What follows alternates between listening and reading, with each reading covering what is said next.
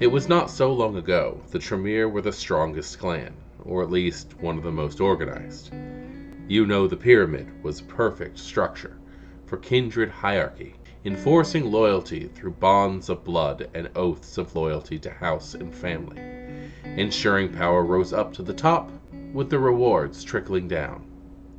Or perhaps you studied the pyramid for the corrupt bastion it was, and celebrated its collapse. You know the inner workings of the Tremere pyramid.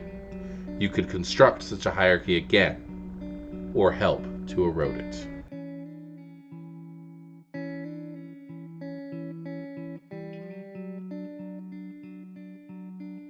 Greetings, Kindred. I am Voivode Maquette, and welcome back to our World of Darkness and another episode of Metaplot Monday. And this is the first episode of Metaplot Monday for the year 2022. We have survived 2021 and all of its tribulations that it's said to throw at us. And I have so many amazing plans for this channel and everything that this community is building. And I want to first thank you all for being such amazing people and just being so interactive. The fact that I get to talk at least through the comments with everybody here is just such an amazing thing. And you guys just really keep me wanting to go about doing everything that I do here, and you make it fun. That's all I'm trying to say. So today we are looking at the lore sheet in the Camarilla book for Vampire the Masquerade 5th edition, called The Pyramid, and this is a Tremere character only lore sheet, and it does offer some very interesting things. I think it has some very interesting contradictions, but also the wording allows for some very choice-driven roleplay, and that's very evident in not just the names but the actions of what these things offer. This lore sheet puts you right in the heart to what the Tremere Pyramid is now in V5, which is such a strange, weakened structure from what it was in the past. For centuries in Vampire the Masquerade lore, the Tremere Pyramid has been that thing in the background that even the Tremere players dread. But now in V5, they've gone through such a radical restructuring that, I don't know, in my opinion, it's made the Tremere worth playing. So let's go ahead and take a look at what this lore sheet has to offer. Investing one trait gets you Apprentice. Despite their recent destabilization, most sires of Clan Tremere still readily award their fledglings the rank of Apprentice. You are one such apprentice, or the master of one, awarding you with the equivalent of a 1 mala. See, I find this one interesting because it allows you to either play a newly embraced vampire or the sire of a newly embraced vampire, both obviously of Clan Tremere. But what I think is interesting is if you are playing a newly embraced, it means that your sire is there to help you learn things. If you're playing the sire, then it means that you have somebody else who's willing to help you teach your new apprentice. Now, the idea that the Tremere, regardless of the pyramid being active, are still calling their children apprentices, that's not that strange, considering that they are one of the few clans that legit have reasons to put more effort into teaching their fledglings than any other clan. So the fact that there's a 1 mala involved in this, in my opinion, it does make a lot of sense and can be very useful to a new Tremere player. Investing 2 traits gets you Savant. Despite your new entry into the pyramid, you have already drawn the attention of members greater than yourself for a successful experiment in which you have courted danger, the creation of a new minor ritual, or the discovery of lore once lost to the clan. Once per chronicle, this lore enables you to ask a major boon of a regent, and providing the boon is not insulting, remain on good terms with that Tremere thereafter.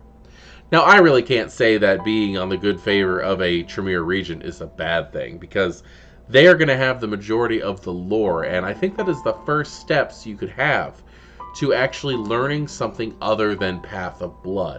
Maybe some of the thaumaturgy that's available in Path of the Blood Gods or the like. But that's also, that's once per chronicle you can call on them for a major boon. And that could be the difference between life and death, depending on what your character has done, with especially such a low outlook that most clans have on Clan Tremere. Having a Tremere Regent on your side is always a boon. Investing 3 traits gets you Regent. Every Chantry has a Regent. The Regent is responsible for the tutelage of all other Tremere in the domain. While the Regent may not teach them personally, she must ensure all Tremere are being educated. The Regent's other duties extend to the clan's protection in the domain, and sometimes its representation on the Primogen Council. You are the Regent of a Chantry. This gives you a dot of Tremere status, as well as 3 dots in Haven, representing the Chantry.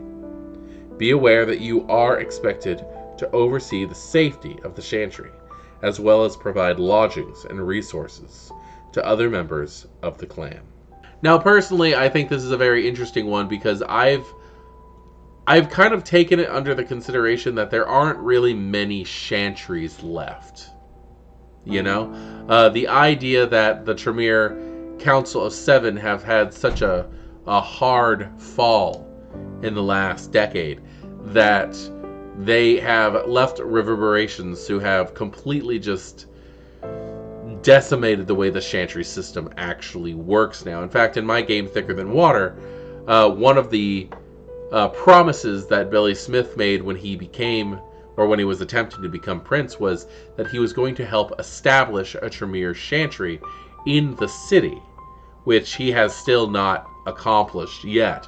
Who knows whether or not he's actually working on that and was just trying to gain the vote of Kindred here and there. But the fact is that the Tremere Regent is basically the Mother Superior, or the Dean, I should actually say, of the way that the Tremere work. And if the Tremere are going to continuously learn thaumaturgy and to have them succeed in possibly learning new blood magic techniques, especially given the specific circumstances that the Tremere happen to find themselves in these nights, having a Regent in the city is a good thing.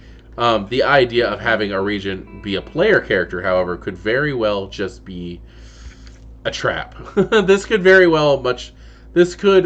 much be a flaw as much as it could be an advantage for a character.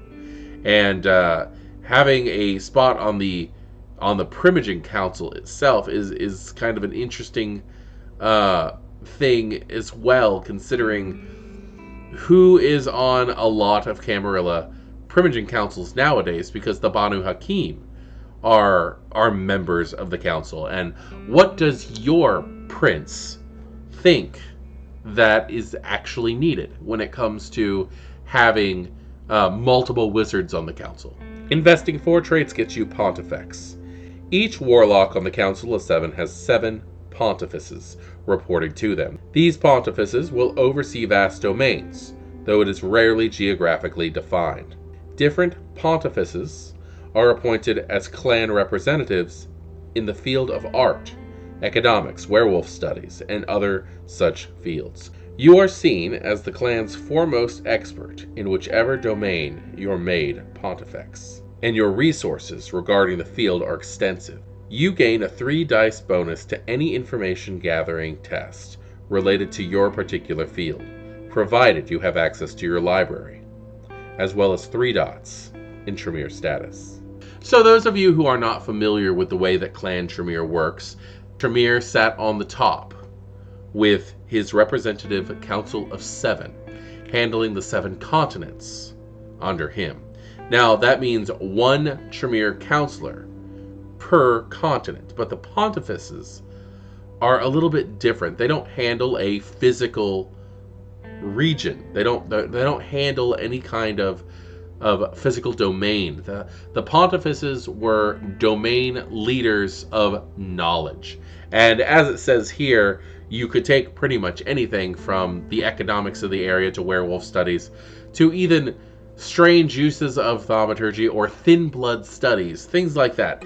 Now, with that, you have a 3-dot bonus when it comes to gathering the information. So now, where it does help to have the a bit of knowledge in the specialty that you yourself claim to have and have gained the notoriety of a Pontifex to have it, having those 3 dice to bonus searching for an answer that you might have is definitely important. So this is also a very good character additive to show a storyteller what you as a player want. And storytellers need to keep that into consideration. Also, if a player takes Pontifex and they choose werewolf studies, let's just use that example, then they probably want to have plotline arranged where werewolves may come up. And this also gives you a good idea of what you, as a player, should specialize your rituals in. Again, if you use the werewolf studies one, perhaps you take warding circles of lupines and things like that. Rituals that are going to help you in dealing with and studying of the lupine may very well be what you want if you were to take something like that. Investing 5 traits gets you the new council. The new Tremere Council of 7 was assembled as an emergency measure following the Second Inquisition's successful attack in Vienna. The explosion was timed to coincide with the meeting between the council's members, rendering all but a couple into ash, while the remainder entered torpor. You are considered one of the new potential members of the Council of 7, because you have something unique to offer the Tremere clan. What that is, and how you wield your power, is up to you and the storyteller. You also have 4 dots of Tremere status. So having 4 dots in Tremere status is obviously going to be very lucrative to you if you're playing a Tremere. Having that, I would probably allow a player, this is probably one of the few times I would ever allow a player to come in with a path of thaumaturgy. Using the homebrew rules that my game uses for the paths. But having them not have to jump through hoops and do a huge quest to get it. If they came in with these 5 points, I would say this 5 points not only buys the 4 points of status that it gives you, but I would also give them an additional path of thaumaturgy, depending on what they were looking for. Obviously, there's some that I wouldn't. Perhaps even allowing them to take Hecata, Oblivion, and their rituals to help add strength to the clan could be a very interesting way of going about doing things. Which would also, given the way that the predator types work, actually hone that character down to a certain area, because they would have to take the predator type that would allow them to take void resonance to be able to learn that type of thing. But again, this is just the ways that I would handle running things. So, as always, greatly interested in what your thoughts are to this lore sheet. If there are any Tremere players out there, which I know we've got Daviga31 who's going to probably pick this one apart and tell us what he likes and dislikes about it. But I am very interested in knowing what everybody has to say and maybe starting up a nice Tremere conversation altogether. I am Voivode Maquette. This is Our World of Darkness and the very first episode of Metaplot Monday in the year 2022. Good evening.